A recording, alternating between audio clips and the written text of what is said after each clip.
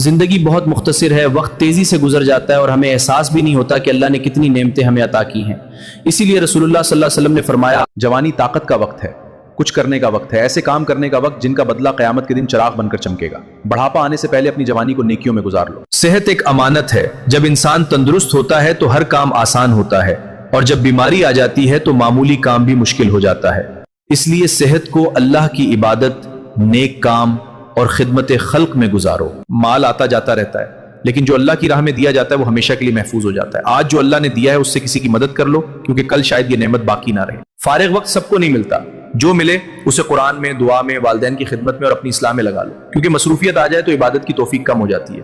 اور آخر میں اپنی زندگی کو موت سے پہلے غنیمت جانو، کیونکہ موت ایک سچ ہے، اور جب وہ آ جائے تو عمل کا دروازہ ہمیشہ کے لیے بند ہو جاتا ہے۔